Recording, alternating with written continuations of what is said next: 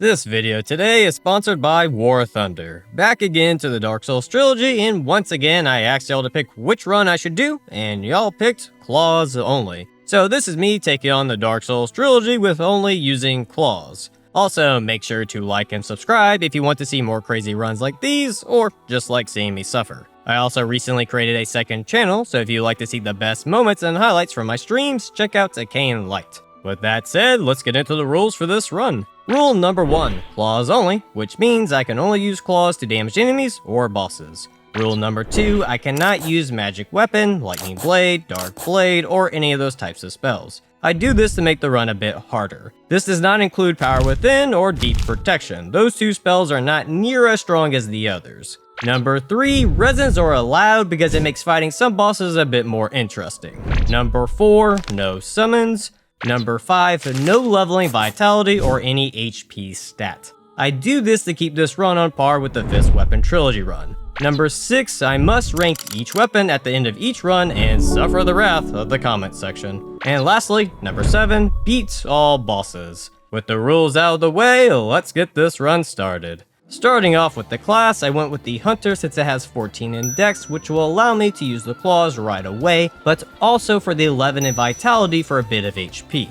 I then named my character James after Wolverine's real first name, which so many of you happily reminded me of in the comments of my DS3 Wolverine video. Once done naming my character, I picked the only claw weapon in DS1, the Claws. The Claws have a B scaling in Dex, but once at plus 15, it'll be an A scaling. The Claws' basic light attack is a flurry of deadly slaps, great for pimp slapping bad people to death. Its heavy attack is more slapping, but this time it's got some wind up to it. In all honesty, the heavy attack is okay, but I found the light attack to be more useful. Last but not least, the roll attack that does another roll to just poke the enemy. For the most part, this attack is pointless, but does come in handy for one boss down the road. With that weapon overview done with, I plunged the Asylum Demon and happily scratched him to death like the bipolar cat that I am. With James, or Wolverine, being Canadian, he uses his Canadian wilderness powers to summon a giant bird to fly him to Firelink Shrine. Most of you already know this, but you can't get the Claws until after the Asylum, so from here I will show you how to get them without modding them in. We'll first head to Undead Burg, pick up some gold pine resin along the way, take the shortcut to Darkroot Basin, bully the local wildlife for some resources, make it to Undead Parish to take the back way to the Sunlight Altar so that you can make it under the bridge with the Red Drake. After knocking down the ladder, I can begin farming. By running up top and back down, the Drake will kill all the hollows, earning me 555 souls. I repeat this process until I have 25,000 souls. Once I have that, I buy the Crest of Artorias from Andre, open the sealed door, make some Americans who think their hockey teams are better than Canada's walk off a cliff. With the Americans taken care of, I can find a cat that I can pledge my fealty to, and by doing this, Shiva will appear. I just need to talk to Shiva to the point of exhausting his dialogue so that he will move to Blighttown. After doing this, I head to Blighttown myself so that I can now buy the Claws using up the last bit of my 25,000 souls. Dark Souls 1 does not have power stancing, so the left hand claw just does the heavy attack from the right hand. And it can parry, which will be very important for the final fight. But overall, dual wielding claws is just for the aesthetics. With now having both claws, I get one of them to plus 5, use my Canadian powers to summon the bird taxi again to bring me to the Northern Undead Asylum so that I could fight the Stray Demon. A thing I haven't mentioned about the claws yet is that they can deal bleed buildup. In my Strength Trilogy video a while back, I had mentioned that when bleed procs, it deals 30% of the enemy's HP, which is correct when not fighting a boss. When fighting a boss, and depending on the boss, they can take up to 10 to 15% damage of their total HP, so I wanted to correct that mistake here. With having percent-based damage and the claws being fairly fast at hitting, I had no issues bleeding the Stray Demon to death. Before leaving the asylum, I make sure to get the Peculiar Doll for the Painted World. I then use some of those souls to buy the Weaponsmith box and the Armorsmith box, and use the rest to get my dex to 14. I then do some speedrunning skips to take on the Capra Demon. I tried to do this a bit differently and tried to kill the dogs first before going up the steps, which almost cost me the first try, but being the future best X-Men, I was able to survive. Being at the top of the stairs, I was able to kill the remaining dog using my left claw to avoid bonking the wall with my right one. With both dogs out of the picture, I just had to do some plunging, a bit of slashing, and some more plunging to defeat the Capra Demon. Upon beating the Capra Demon, I can now access the depths where the enemy AI bugged out for a minute, giving me a good laugh. Once done bugging and fucking, I get the large ember, but before leaving the depths, I kill a channeler and took on the Gaping Dragon. With the Gaping Dragon, it's the same old story of baiting out his head slam attack to slap the clit. Except, this time, the Gaping Dragon wanted a bit of thigh action to finish things off. After that easy fight, I get my dex to 36, free Laurentia so that I can get the Pyromancy Flame from him at Firelink Shrine, head back to Blighttown to get freaky with Mildred with some back-breaking exercises, to then hunt down Golden Leeches to farm large Titanite shards, to find out I forgot to have Andre upgrade my claws before coming down here. So I went back up to give him the large ember, and while there I got my claws to plus 10. Once done, up as usual, it was time for everybody's favorite spider lady, Quelaag, who, come to find out, is not susceptible to bleed. I found this out the hard way when I was doing Dark Souls bingo match with JK Leeds. If y'all would like to see that, you can find part 1 on JK Leeds' channel and part 2 on my second channel. So, due to that, I just had to fight her normally, which means hanging out in her armpits and smacking her thick spider booty. Her brother, on the other hand, wasn't too happy that I got to smack her booty and he couldn't, so to stop him from committing a crime against humanity, I took him out. I then got my dex to 46, and at this point I felt good enough to take on Shiva and his bodyguard, which I thought was going to be hard, but Shiva got poisoned and his bodyguard got stuck, making Shiva a pushover to kill, and as you can see, his bodyguard isn't the smartest cookie. But he has the wood grain ring, so he had to go. I then killed a bug to get power within, headed to the Great Hollow to spice things up a bit and not use the Fap ring this time around, but get and use the Chloranthy ring for the increase to stamina speed recovery. While being here, I made sure to get some Titanite chunks. Being a bit shy on souls, I took out the local gangs in the area so that I could get my attunement to 10, allowing me to equip Power Within.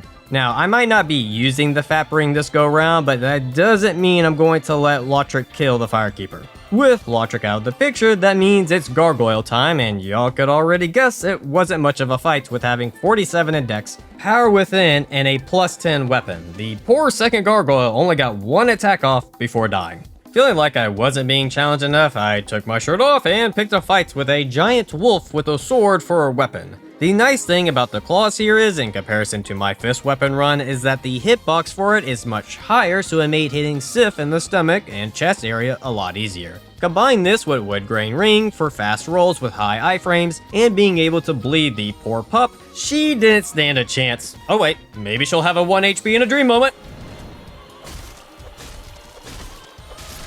Nope, never mind, I got her. Well, at least I killed her fast enough to skip her limping.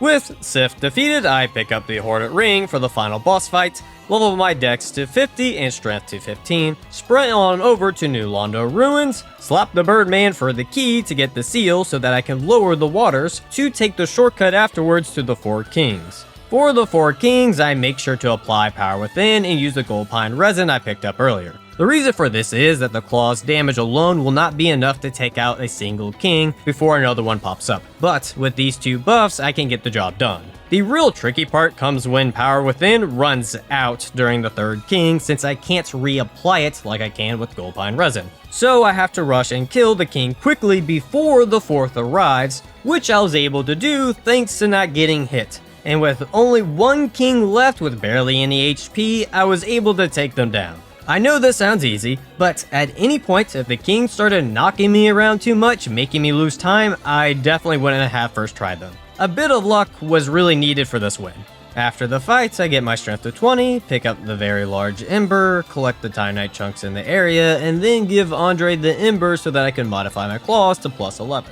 Being a bit shy on chunks, I hunt down some Black Knights in the area that drop some, and then kill a giant for the last one I needed to get my claws to 14, to then use the slab I got from the Stray Demon to get it to plus 15, which means it's time to use the last Gold Pine Resin on the Iron Golem, and it clearly needs no explanation why this destroyed the giant tin can. Being a friendly Canadian, I can make friends with anyone, which goes for demons too, who helped me on over to Anor Londo. I then popped the souls I had on me to get my endurance to 16 to allow me to get more slaps out. While running on some rafters, I got some action jumps in for some future movies I'll be in. Speaking of action, time for the most action-y fight in all of Dark Souls, Ornstein and Smo. So, as y'all know, I haven't died yet in this run to a boss, making me think I might actually pull it off this time with no boss deaths. Ornstein and Smo said that. For the life of me in the first round, I could not get them to separate from each other, and with Power Within on the verge of running out, I panicked and decided to just run in, thinking I could DPS Ornstein real quick.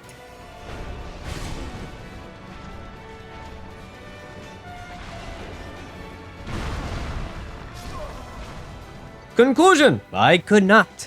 The worst part was on round 2, I had a really good start where I took off half of Ornstein's HP for him to just dash on over to me again to let me wail on him to death. 2 combos and he went down. Why in the hell couldn't this happen on the first round? I know I'm coping, but let me have the cope. Sometimes we just need to cope a bit to feel better. You done being a whiny bitch? Yeah, thanks Scully. With it just being Smo left and him being the easiest to bleed, it was a short fight. With that horror movie over with, I get the Lord Vessel, place it on its altar to access the final 3 areas, and dash over to the Demon Ruins to fight Stray Demon 2.0, the Fire Edition. I bet y'all didn't know the Fire Sage is also susceptible to bleed. A real shocker, that one is. You know, with this boss being on fire and all, they didn't give him any fire attacks. Like, you could have easily made his butt slam shoot out deadly fart fire or even change the AoE explosion to fire. But nope, just a visual change to the Stray Demon. On the subject matter of disappointment, hello Centipede Demon. I am happy to say Centipede Demon can be bled because with how low my health is, I was pretty confident I wasn't going to make it to the large platform. Which just meant I had to dance around his feet a bit, but that didn't mean I didn't get stepped on a few times. If only Priscilla could do this attack, it would make Doomwolf and a bunch of other Souls players very happy. But enough talk about kinks, time to move on to the Bed of Chaos. Well, that was quick. After that monstrous fight that will go down in the history books, I got myself to level 63. I then went to kill the Hydra, but of course the last head had to give me trouble. I'm still baffled every time this happens, and it makes me wonder what the fuck was going on in their heads when they made this. After contemplating FromSoft's poor life decisions, I killed the Golden Boy to rescue the damsel in distress, who asked me to save the world, and being James, I said yes, but oh boy, just wait until I'm Logan. I then kill the Blue Boy for the pendant, and while I'm at the library, I take on the Librarian, Seath, the Scaleless. In hindsight, I should have gotten Gold Pine Resin for this fight to make it go by quicker since Seath can't be bled. It's not like Seath was hard or anything without it, I just had to spin him around like the princess that he is and tickle his blue ball until satisfaction. You know, just like how you would deal with any librarian princess. I then get kidnapped by a furry to fight a giant pussy, but this pussy ain't going to be out-pussied by another because there can only be one pussy in this neck of the woods, and it's going to be me. After proving I was the toughest pussycat around, it was time to prove I was the toughest warrior around, and to do that, I needed to beat Knight Artorias.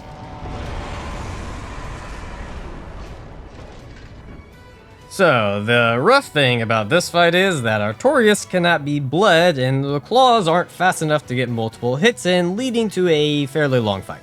Now, the interesting thing I found was that the roll attack was actually the most efficient move to use on him. Prior to this, it was more of a hindrance to use it, but here, after he whiffs, it's the fastest attack to get in and run away afterwards. Did not expect this move to be useful at all, but it was the key factor for making this fight go by quicker.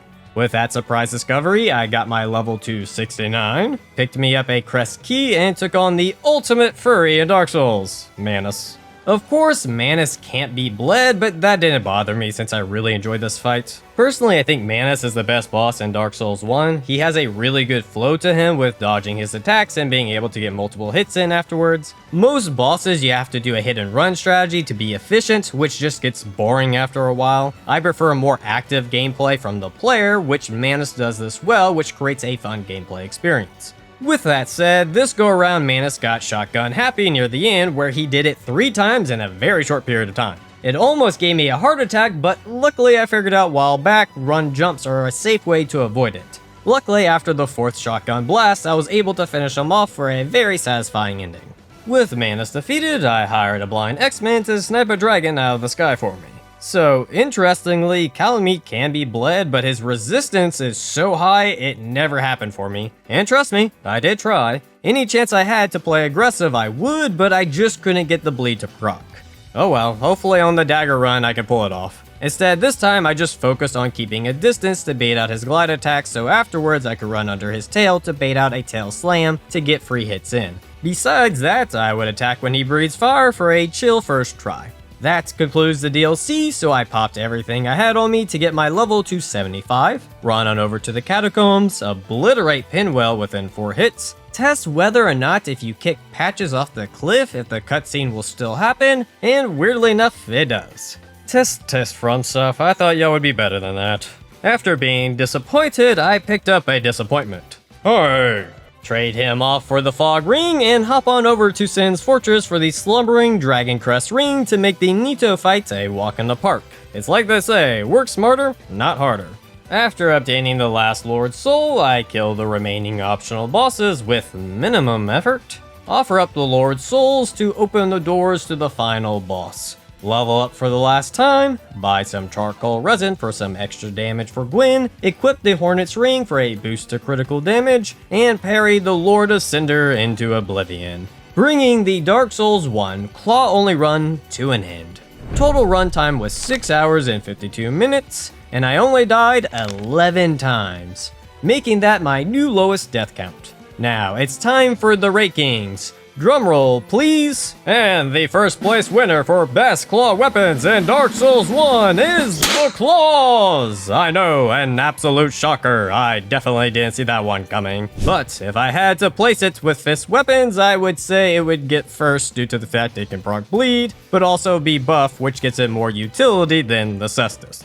Before jumping into Dark Souls 2, let's jump into today's sponsor, War Thunder. War Thunder is the most comprehensive vehicle combat game ever made, and is available now on PC, console, and mobile devices for free. Take control of more than 2,500 tanks, aircraft, helicopters, and navy vessels from 10 powerful nations, spanning from the 1920s biplanes and armored cars to today's cutting-edge fighter jets and battle tanks that you can take into action with over 95 million players in thrilling PvP battles, with realistic and authentic sounds which make you feel like you're at the helm of the most powerful war machines of our time.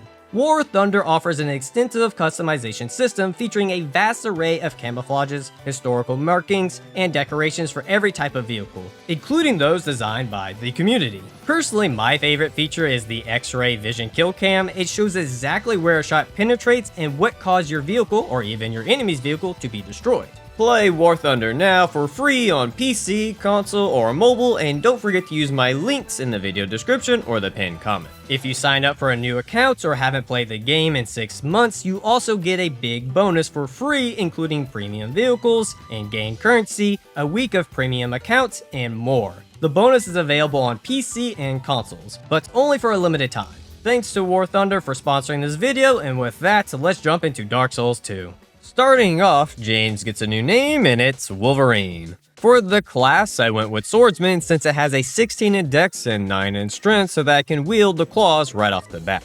Sadly, DS2 doesn't have a way to get claws without killing major bosses or farming enemies, so I had to mod one in. The claws in DS2 have a bit more unique playstyle, but still focus on scaling in dex with getting an A in it once at plus 10. The claws still have the basic right-hand attack, but this time the left-hand attack is the same as the right, which is a nice improvement from DS1. When power stancing, you can do a rapid fire of slashes, and its special attack is a fancy breakdance move so you can style on your enemies as they die. After getting the claws, I go on over to Hyde's Tower and use the best claw attack in the game, Gravity. Once done harnessing the power of the Gravity Claw attack, I pimp slap female Patches off a cliff, so that I could get to the Rotundo Lockstone. Once done putting my rogue bottom girl in her place, I get my ADP to 15 and Dex to 22. I then head to the Forest of Fallen Giants to pick up some aromatic ooze, as the youths call it these days, and buy the blacksmith's key to unlock the blacksmith, to then realize I'm a bit poor since I took out my main source of income, so I went back to the tower and used the bonfire ascetic to once again use the ultimate claw attack on Dragon Rider. I now have enough souls to buy some shards and get my claw to +3. With my leftover souls, I buy a Pharaoh's Lockstone and a Fragrant Branch of Yore. I then use the Lockstone to get the Tynite Slab and then use the Fragrant Branch to free Rosa, so that I can get access to Shaded Woods to be able to get the +1 Chloranthy Ring. While in the Shaded Woods, I also bought some Gold Pine Resin and started fighting with the Scorpion Dude. So, come to find out, the durability on claws is not so great. It ended up breaking on me near the end of the fight. But luckily the Scorpion Dude was already almost dead by this point, that it wasn't too much of an issue to finish him off, and my reward is the second Dragon Ring. With now having that, I can bully a dying giant. Even though the last giant is on his last leg, he can still be bled, which just helps make the fight go by a lot faster and helps with the claws not breaking on me during the fight. After that easy win, I get my dex to 31. Run on over to No Man's Wharf to pick a fight with a disabled person. Luckily, the Flexile Sentry is a fleshy individual, so he can be bled, but I was a bit overconfident with being a Pimp Wolverine that I went into the fight with only 2 Estus and no life gems, which made things a bit exciting when I ran out of Estus and was 1 hit away from dying. At this point, I knew I needed to play it really safe, so I would run away baiting out lunge or jumping attacks, to then run in afterwards to get hits in, and Lady Luck was on my side because I was able to repeat this strategy to the point of winning. Right after the fights, I get my ADP to 20 to help with iframes, and get my dex to 35 for more damage. I then head back to No Man's Wharf to farm Nimble Shadows, which have a 2% chance of dropping the Malformed Claws. The Malformed Claws have the exact same attack patterns as the normal claws, but the Malformed Claws scale with strength instead of dex, and you can cosplay as a crab. Unfortunately, at this time, I did not know I needed 16 strength to single-hand the Malformed Claws, so I went fight the Pursuer for some souls. I initially thought the normal claws would break during this fight due to thinking they would do low damage, but come to find out they deal pretty decent damage to the metal floating tin can. I had the malformed claws for backup just in case, but I ended up not needing them to kill the Pursuer.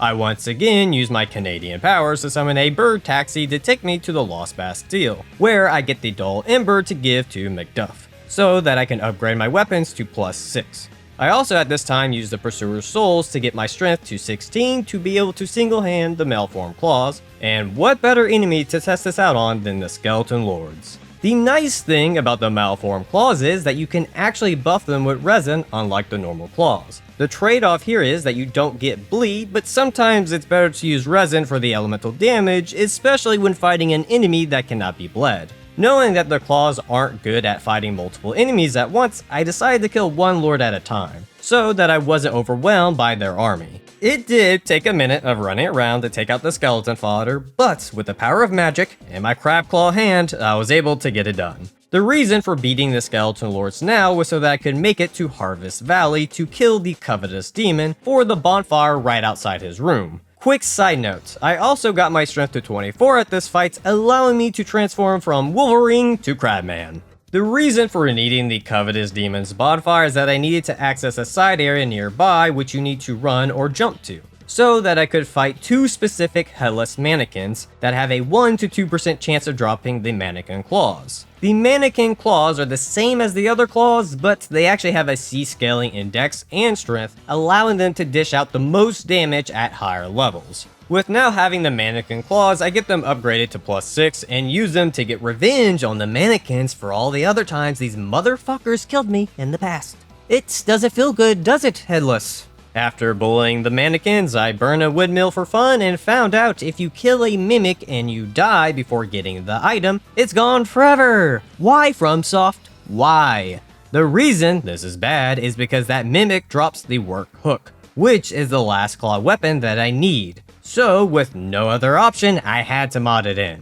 The work hook is like any of the other claws, except it adds 5 points to your dex, but takes away 3 points from your ADP, while only getting a C scaling in dex once at +10, which means it will be a minute before I use them. I might not be using the hooks yet, but at least I get to use the Mannequin Claws for the Mytha fight. The insane thing about the Mannequin claws is that they can do bleed buildup and use resin or weapon buffs at the same time. I'm not too sure as to why they can, but the claws can't, but thanks to this, it makes the weapon a powerhouse over the other claws, making the Mytha fight an easy first try. Once done zapping Mytha, I get my dex to 40, and thanks to beating Mytha, Gilligan is around for me to buy my second pair of claws. I also realized at this point that I passed up a poison gem right outside of Mytha's boss room and in a chest in Harvest Valley. I then used those poison gems on the malformed claws to infuse them with poison, giving them some high poison buildup, which is perfect against Smelter Demon. Except I made the bad call of just using the malformed claws to try and poison the Smelter Demon to death, which ended up leading to me dying. So on round 2, I got smart, and after poisoning Smelter Demon, I switched to the Mannequin claws for damage, making the fight go a lot smoother.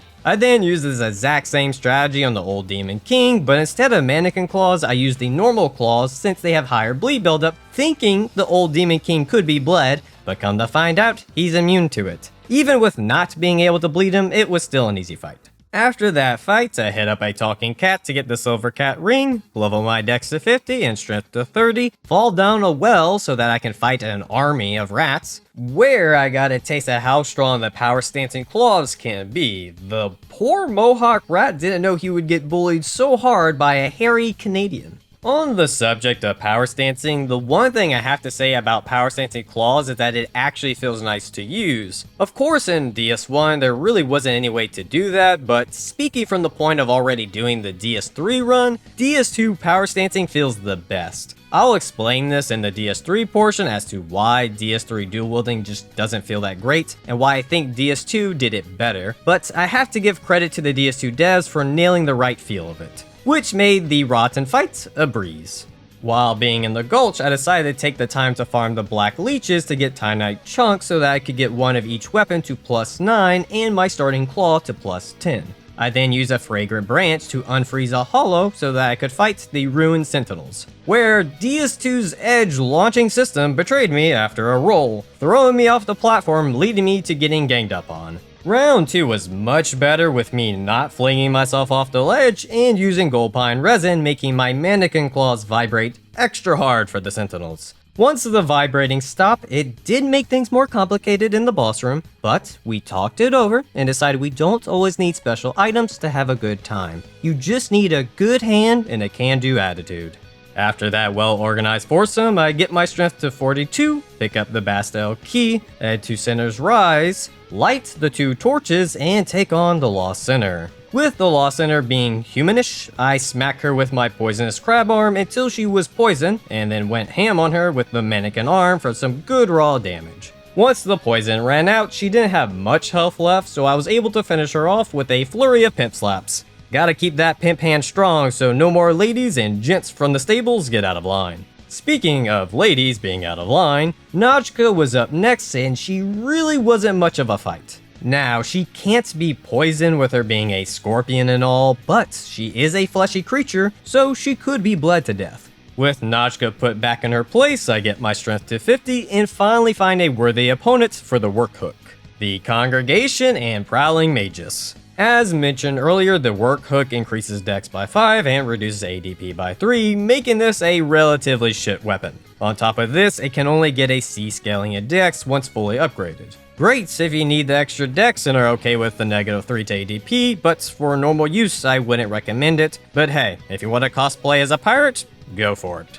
After completing my obligation of using the work hook once and earning a Titanite slab from the fights, I get one of my Mannequin claws to +10. I then used some of the extra souls I had to restock up on gold pine resin, and use said resin to shock Freya to death like I do with any bug that comes into my house with an electric fly swatter. Let's just gloss over the fact that I thought I killed her and she almost killed me, just like how the roach I thought I killed somehow survived and wanted vengeance on me, making me have a legit Terraformers moment right there. After that shocking fight, Aldia wanted to say hi, as usual. I then made it back to Majula to finally start leveling my endurance up a bit. I then head to Drainlick Castle where Forlone invaded me and joined forces with the Drainlick army to kill me.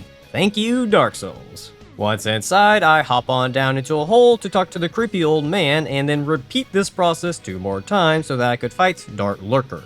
The strategy was to go Bright Bug with Gold Pine Resin to help with the damage since Dark Lurker has a pretty high resistance to physical damage, but that doesn't really help when he splits into two and starts spamming Hellfire and Dark Arrows at me. Honestly, I can't be mad about it, it was very well played on his part.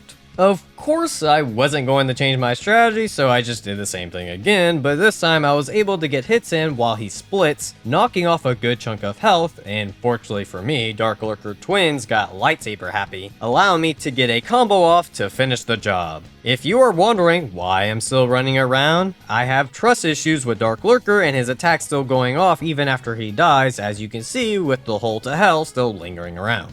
With Lurker out of the picture, I get my endurance to 20, take out the Dragon Rider Twins, bully some more mannequins with my sweet dance moves, and make the same blunder as I always do with trying to apply resin right after walking into the Looking Glass Knight's boss room. You would think I would learn my lesson, but I never do. With Looking Glass Knight having high resistance to lightning, which I gleefully learned in my last Trilogy run, I went with using Aromatic Ooze for the magic damage. I thought this time I was going to breeze past the knight like a well-timed crop dust in a crowded hallway, but the Looking Glass Knight knew immediately it was me and almost took me out. Except he wasn't aware I had some healing beans on me to keep me alive, allowing me to crop dust him once again to finish him off. Why am I talking about farting? I don't know. It's 3 AM currently and I'm slightly delirious. I then made it to the Shrine of Amana.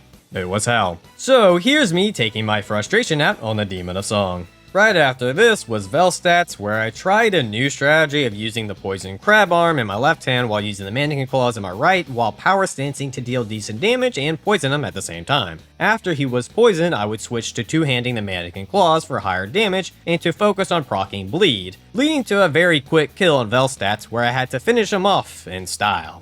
After this, I capped my ADP at 32, bleed a dragon to death with the normal claws, dance on over to Dragon Eerie, smooth talk Miss Emerald Herald for the Aged Feather. I then start a fight with a dragon cult school so that I could poison their false dragon god while slowly draining him of his blood until he dies in agonizing death for impersonating a real dragon. I then harvest 2 giant souls and kill a giant for his, so that I can kill the most pointless boss in this entire game. I then consume all the giant souls and king souls to get my vits to 20 to help with weight management and faith to 10 to increase my dark defense. While at Majula, I get my armor to +8 and get my remaining mannequin arm to +10. Which means it's time for the DLC boss rush mode, and starting off the rush is Alonne. With power stancing, bright bugging, and using Gold Pine Resin, I was able to DPS Alonne fairly quickly to the point of her summoning her skeletons. I then made sure to take out the 2 skeletons to just leave her with 1 to prevent her from potentially summoning Velstadt. But once she was around a quarter of health left, I got tired of the skeleton being a nuisance, so I took him out. With Elena's health so low, I just had to stay on top of her, spamming L1 until she died. With Sin being in close proximity, I took him on next, and I'm happy to say he can actually be bled, which has me wondering why they made Calamit's bleed resistance so high and Midir not being able to be bled at all. I felt out of all the 3 dragon fights, they nailed Sin the best in the RPG department, and trust me, Midir definitely should have been bleedable, but I'll go over that when we get there. For Sin, I just needed to stay on his backside hitting his legs, or just waiting for his horizontal breath attack to smack his chest, allowing for a very smooth victory. After Sin was the Goon Squad, which was not so pleasant this time around. I didn't die or anything, but it just wasn't very enjoyable. I ran around in circles to just occasionally smack the Dex Gooner until he bled to death, then moved on to the Strength Gooner who I went with poison to lower his thick-ass health bar, which got him to a fourth of his HP after 2 procs. But then this motherfucker started healing himself. He didn't just do this once, but twice. Upon seeing that, I just said fuck this shit and cheese the bitch. I'm not running circles for another 10 minutes just for him to keep healing himself. So once the Strength Gooner was out, it was time for the Bow Gooner, and for him, I popped an Elizabeth Mushroom and just went full Wolverine on his ass. And thanks to the constant healing from the mushrooms, I was able to take out the last Gooner. I then moved on to the Blue Smelter Demon, and if you couldn't have guessed, I just poisoned him, then used Mannequin Claws for damage, and repeated this until I won. For a few nights, I went with a more aggressive playstyle for just trying to get behind him so I could power stance attack him multiple times, while Bright Bug and Gold Pine Resin were going off. And for a second, I thought I had the first try until I overstepped a bit and got punished for my greed. Being hard-headed, I tried this again and died because I forgot his fireball attack has an AoE to it. So I tried again for a third time and it finally paid off. And they say gambling is bad. Right after a few nights, I took on Sir Alonne and I shit you not, I died on the first round. But on the second round, I actually almost no-hit him, and I have never almost no-hit Sir Alonne before. So, seeing that I could finally pull it off this time, I decided to keep trying until I did it, and instead of talking about it, I will show y'all it. Enjoy.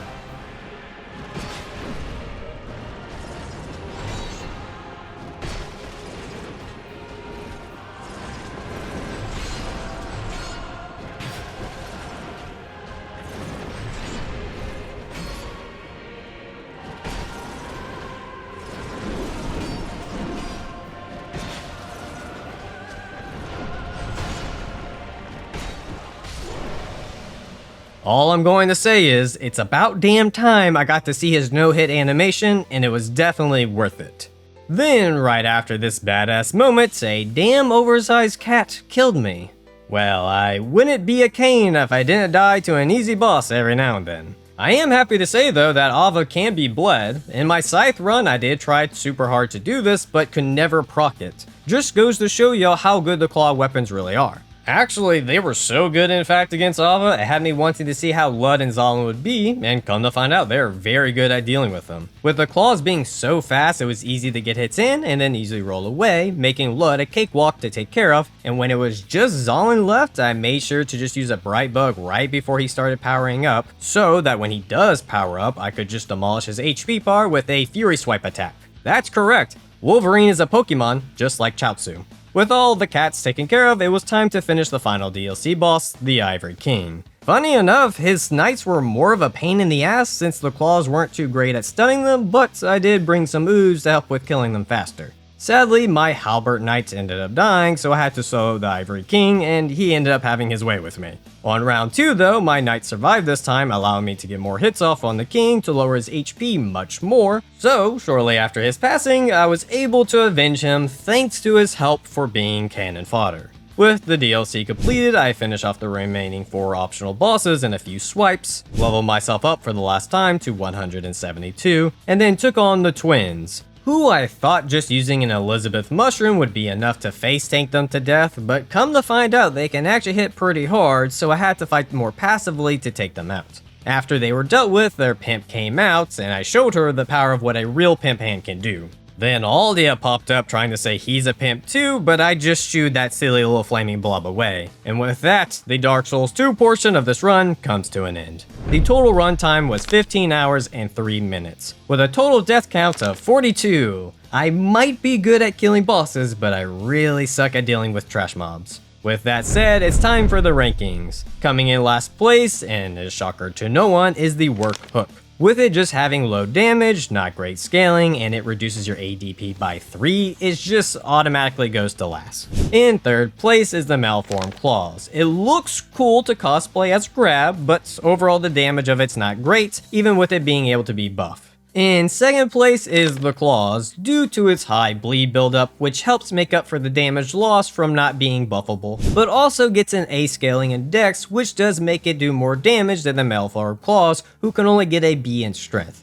Which just leaves first place, and it was a no-brainer to put the Mannequin Claws here. They can deal bleed buildup while being buffed by resin or magic weapon, making them an absolute powerhouse. Now, there could be an argument made for them being in second due to them being a pain in the ass to get, but I just wanted to look at raw damage for the rankings. With the rankings done with, it's time for Dark Souls 3. For the class, I went with the Mercenary for the 16 dex, and with Dark Souls 3 taking place in the far future, it was time to hit Wolverine's old man phase, meaning I had to name him Logan. Let's just hope this run has a more happy ending than the movie. Dark Souls 3 is like the other two games, there's no way to get the claws early on, so I had to mod them in. The claws are pretty much the exact same as they are in DS1, but in DS3 you can two-hand them, which allows you to power stance them. The thing is, dual wielding in DS3 is just a bit slower than it is in DS2, which feels weird in a game that has more faster paced fights than the last two games, where it's actually faster to just use a single hand attack than use dual wielding to proc bleed. On the bright side, in Dark Souls 3 the claws have a weapon art called Leaping Slash, which 100% feels like they were inspired by Wolverine for this attack. With that said, I used my old man jumping skills to get a Titanite Shard and take on Gundyr, which was a very quick fight with the claws having 30 bleed buildup per hit, making Gundyr spewing blood like a newbie nurse popping a vein when trying to draw blood for the first time. After this, I old man parkour onto the rooftop of Firelink Shrine to get an Estus Shard and the coveted Silver Serpent Ring. I then chatted up the head mistress of the area to get my dex to 19. I then jiggy on over to the High Wall of Lotric where I pick up some gold pine resin and a second Titanite Shard, which allowed me to get my claws to +2. I then went back to the wall to get some more shards while getting some Undead Hunter charms for later and beat up Mystique cosplaying as an old hag, but she ain't fooling me. With that done, I take on one of Hulk's demented sons, Vort, and if you're wondering what I'm referencing, it's the comic Old Man Logan. And it's wild. I 100% recommend reading it. For Vort, I of course go Lightning Claws and started zapping / slashing his metal balls away. Once his health was low, he did his Ice Breath attack, which I completely missed his head to stop the attack, which was definitely done on purpose since Logan is old now and probably can't see well, but you don't need good eyesight to smack a boss 5 times your size. After the fight, I ran into some old friends from my younger days as James, and they gave me a lift for old time's sake. I then run into Xavier with dementia and send him back to Firelink Shrine. I then continue on my way to get some charcoal pine bundle and most importantly kill a crystal lizard for a sharp gem that I will use in a bit. I also make sure to grab Mortician Ashes to have access to human pine resin.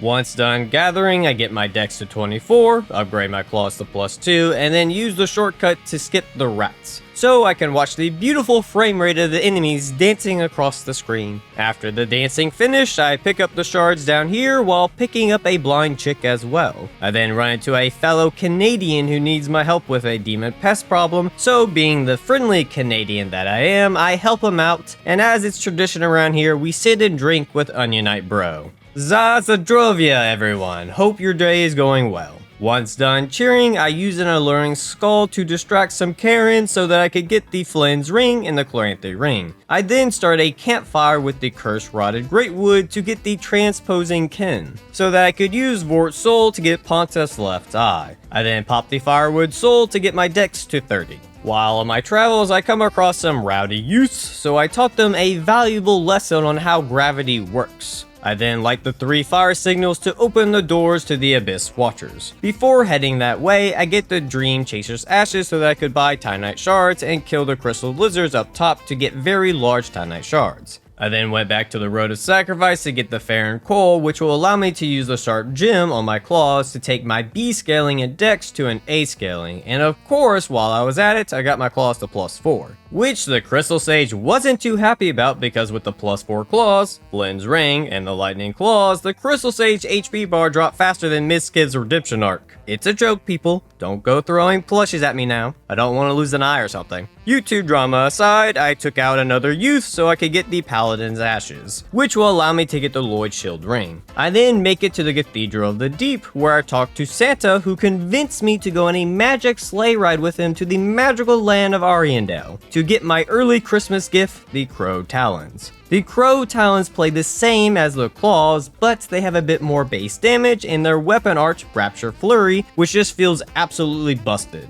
I'll be showing why that is the case with a few bosses. Before all that happens, I get the Crow Talons to +3, hit up Xavier to increase my Lux stat, which will increase my bleed buildup, restock up on Gold Pine Resin, go back to the Cathedral to get Lloyd's Sword Ring, kill the 2 giants for their large Titanite shards, and pick a fight with Multiple Man. I shit you not, that's an actual bad guy in X-Men. So I do the usual of luring the fodder to the back to take them out, and once the main D shows up, I use an alluring skull to distract the fodder. I'll be honest, once learning this strat, it makes this fight a complete joke. Might have to abandon the future runs, but we'll have to see. After beating Multiple Man, I use the Undead Charm on a Mimic to get the Deep Burial Divine Tome. I then give the tome to the blind chick so that I can buy Deep Protection, while at the shrine I get my talents to +4, which means it's time to fight the Deadpool squad once again. Those who've watched my DS3 Wolverine run know what I'm talking about. I had a really good start with getting backstabs off real quick and then following up with some quick slashes taking almost half the boss's HP off. My biggest mistake was not having the Crow Talons on to take advantage of the Rapture Flurry. I'm very confident it would have stunned the Abyss Watchers while dealing big damage and bleed proccing them in one go, but I wasn't thinking at the time and rushed in with the Claws. The Claws are still good and all, as you can see by the damage, but the Claws weapon art isn't as strong as the Crow Talons. Actually, I would say the Claws weapon art isn't really good for PvE and seems better for PvP, because I never found at any time I should use it or felt like it was necessary to use. The Abyss fight is clear evidence that the basic R1 attack is all you really need to beat bosses. Just don't get Wolverine cocky like I did a few times, but either way, I was able to first try the Abyss Watchers with some well-timed backstabs. After the fight, I start working on getting my faith to 20 so I can use Deep Protection. I then run on over to the Catacombs of Carthus to get a sharp gem off a dead body, and most importantly, the Grave Warden's Ashes so I can buy Carthus Rouge. While down here, I take out Walnir with minimum effort as usual. I then make a quick pit stop at the shrine to infuse my Crow Talons with the sharp gem to get my dex scaling to an A. Once that was done, I went on to Smoldering Lake,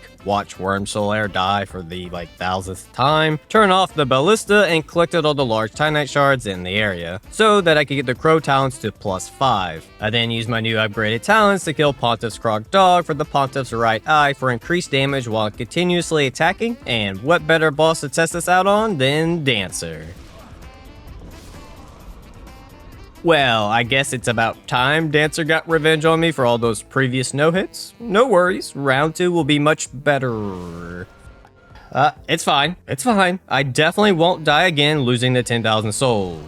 What did I do in a past life to deserve this type of punishment? Finally, on round 4, I got my shit together using the Carthus Rouge to increase my bleed buildup to take massive chunks off her health. Once she started to go into phase 2, I would use Rapture Flurry to try to get as much damage off as possible to make the second phase shorter, and for a minute I thought I was going to no-hit her and then she slapped me. So, I brought back my old Wolverine pimp self for one more good pimp slap to an out-of-hand bottom girl. Bitches be crazy these days. After slapping a twat, I get my faith to 18, make Yuria mad at me so that the Londo Pale Shade invades me, allowing me to kill it for the Mannequin Claws. The Mannequin Claws are basically the same as the Claws, but have a bit more range to them. Sadly, overall damage isn't as good as the other two claw weapons, and its weapon art is just quick step. With now having the last claw weapon in the game, I gather all the chunks at Lautric's castle so that I could get my talents to +9, and thanks to that bit of gathering, I got enough souls to get my faith to 20, meaning I needed a shrine to cast Deep Protection, which luckily enough the basic mobs at the start of the game drop one. So now I can cast Deep Protection for the Pontiff fight. Come to find out, the Rapture Flurry will put the character model low enough to dodge some of Pontiff's attacks, but sadly not all of them. For a second near the end of the fight, I thought I fucked up hard and was going to die to overpressuring and being cornered, but some miracle by Gwyn allowed me to survive the whole ordeal to kill Pontiff before he or his clone could kill me. Trust me, that was all luck. I was honestly expecting to die there. With Pontiff dead, I get the Eastern Ashes, which will allow me to buy enough large Titanite shards to get my other 2 claws to +6. Now, needing some chunks, I was ready to take on Osiris. As y'all know, Osiris is a dragon, and dragons are weak to lightning, so using gold pine resin here was a no-brainer. Now, I did learn that I can't always rely on Rapture Flurry, because when I tried to use it this time, I jumped away from Osiris as he was going into his second phase, which had me shitting bricks because I was waiting for him to run over my ass and one-shot me, but I guess that 20 of luck was paying off in real life because he decided to do a tail swipe instead, which deals way less damage than his charge, giving me a chance to stay in the fight and pull out the victory. Lesson learned though, don't over-rely on the weapon art. Since Osiris is no more, I can get the Path of the Dragon, but before going to Archdragon Peak, I get Xanthus Ashes so that I can buy as much gold pine resin as needed. With having the ashes, I meditate over onto the Peak of the Dragons to kill one with my own claw hands like the real Wolverine would do. Actually, has Wolverine ever fought a dragon in the comics? Let me check.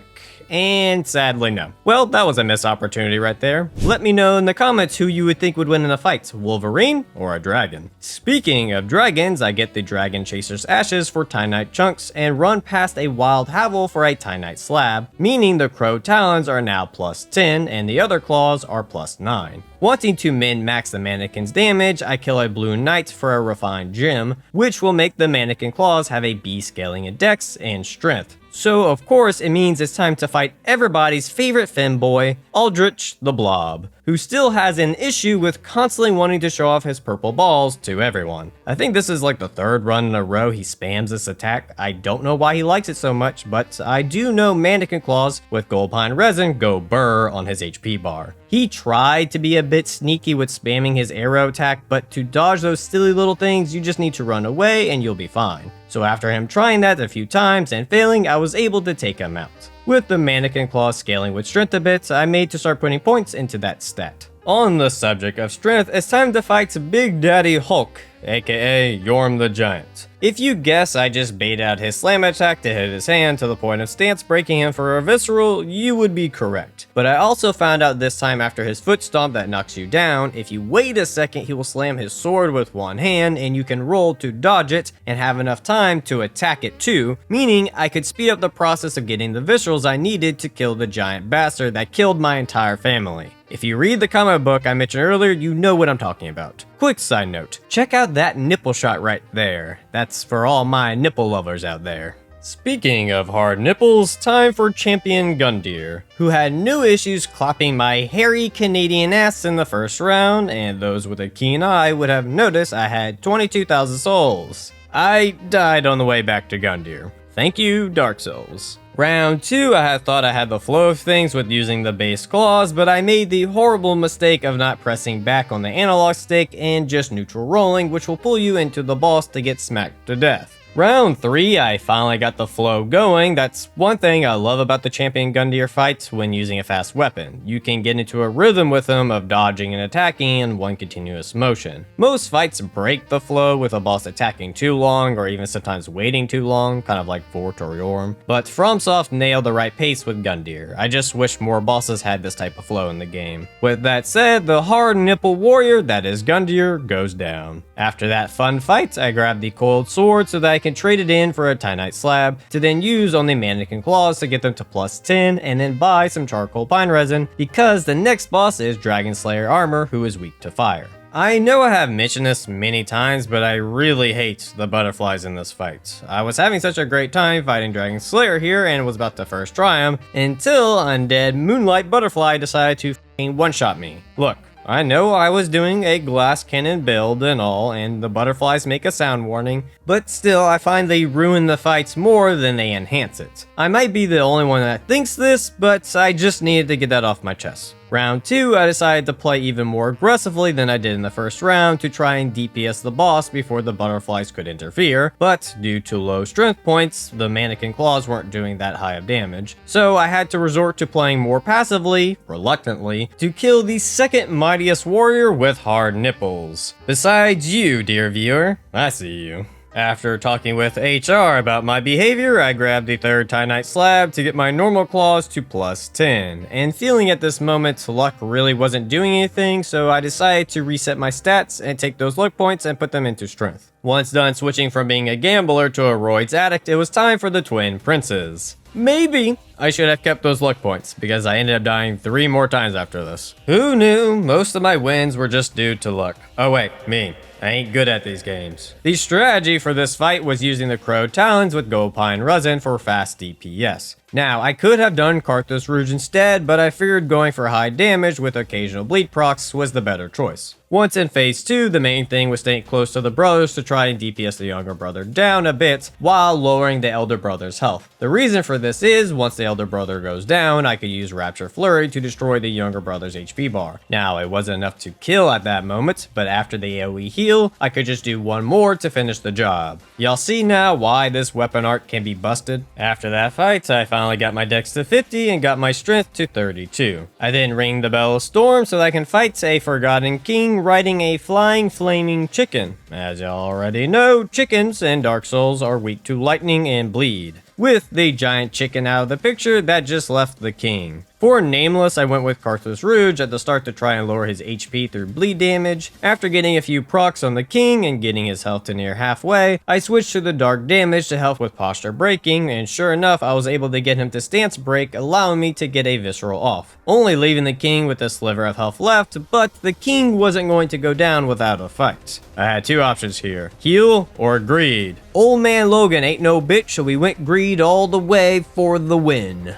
With the king dethroned, I was debating on fighting Soul of Cinder, but decided instead I would go do the DLC and do a boss rush mode instead. First up was Gravetender, and his wolves were easy to take out with Fire Claws. For Gravetender himself, I just had to use Karthus Rouge with Rapture Flurry to stun him in place. My only mistake was not bringing Ashen Esses to refill my mana, but just with the weapon art and a few hits, he went down. For the giant wolf, I switched to Flame Claws and just tried to stay as close as I could to get hits in, which almost backfired on me, but thankfully having some armor on with the Lloyd Shield Ring kept me from dying, allowing me to actually get enough hits in to posture break the Great Wolf. I had no clue it could be stagger broken, but hey, I won't complain. Best part was I got to finish off the fights with Rapture Flurry for a fiery finish. Up next was everyone's favorite barefoot gal, Sister Frida. How to beat Frida with claws? Step 1. When she goes invisible, follow her to get behind her and backstab her. After the backstab, smack her twice. Repeat this until phase 1 is over. Step 2. Apply poison at the beginning of phase 2, then run over to father and slap him a few times until he's poisoned. After poisoning, bait out his charge attack to leave him open for some spankings. Repeat this until he's dead. Step 3. Repeat step 1 with backstabs after she goes invisible. In phase 3, you can also do this after any of her jump attacks. You just need to run underneath the attack and stab away. Well, you should backstab, I f***ed it up here. But either way, just backstab your way to victory. After Sister Frida is the Demon Prince. A very straightforward fight. Just separate the twins and slap them with the claws until they bleed to death. Then get overconfident and have one of the twins kill you. Then stay overconfident and die within a matter of seconds in round 2, losing out on the 18,000's worth of souls you had acquired. All part of my plan to win. You see, since I sacrificed my souls to the almighty god that is Miyazaki, I was finally able to kill both twins. For Miyazaki to pop out of nowhere and whisper into my ears, Yoku Naru, as I die crying to the Demon Prince. Key to winning this fight is having Logan use Rapture Flurry on Demon Prince while it's using Hyper Beam. Very effective against Demon type Pokemon. Hopefully Nintendo won't sue me 10 years down the road for coming up with Demon Pokemon before them, but still trying to because they think they made it before me. Oh wait, SMT did that in 1987. But we all know it won't stop them from trying.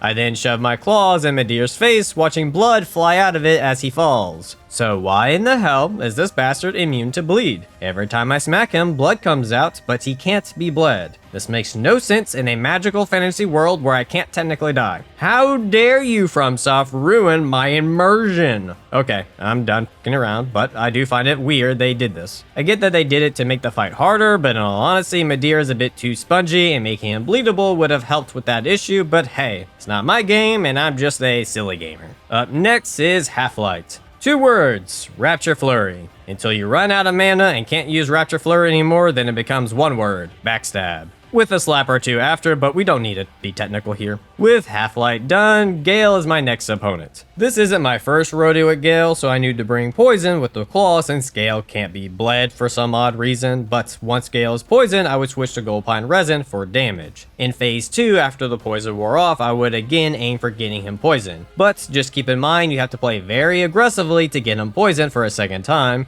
which almost got me killed, but I'm just happy I got the poison off. After that, the poison will drop him into phase 3 with a bit of HP left for me to then finish him off with some well-timed slaps. With the DLC finish, I level up for the last time to 92 and take on the Lord of Cinder, who ended up killing me 8 times. Probably the only boss I come back to and I just completely forget how to fight. So as usual, I just brute force it, but can someone tell me why can the Soul of Cinder be bled but Gale can't? Please, FromSoft, explain this to me. Either way, after beating my head against the wall, Soul of Cinder went down, bringing us to the end. Oh dear God, I forgot the old Demon King. It's fine, I got him. I did all the bosses. It was a close one, but I got him. Alright, now I can say the Dark Souls trilogy, claws only, comes to an end. The total runtime was 12 hours and 28 minutes with a total death count of 39. With that said, it's time for the rankings. Coming in last and falling from grace from Dark Souls 2 is the Mannequin Claws. The Mannequin Claws are on par with the claws, but to get the highest damage possible out of them, you need to invest points into strength and dex, whereas the other 2 claws, you only need to do dex to either match the damage output or even out DPS the Mannequin Claws. So with that, they get 3rd place. In 2nd place is the Claws, a great weapon overall to use, but they just can't beat the Crow Talons weapon art. Which brings us to our 1st place winner, the Crow Talons. It can do everything the other 2 can while having the busted weapon art Rapture Flurry. And on top of that, it's the easiest and fastest claws you can get, making the other 2 not worth getting. With the rankings done with, I want to say thanks again to War Thunder for sponsoring this video. Check it out for free on PC, consoles, or mobile, and don't forget to use my links in the video description or the pinned comment to grab your free bonus pack, including premium vehicles, in-game currency, and more. Available for new and returning players who haven't played the game in the last 6 months on PC and consoles. With all that said, if you enjoyed this video and would like to see more like it, hit that subscribe button. At this time, I would also like to thank my channel supporters. If you too would like to support the channel or have your name in the video, you can click the Patreon link in the description or click the YouTube join button. I also from time to time stream my runs, so you can catch me streaming on YouTube or over on Twitch at Ardain Gaming. I want to thank you all for watching, and until next time, take care.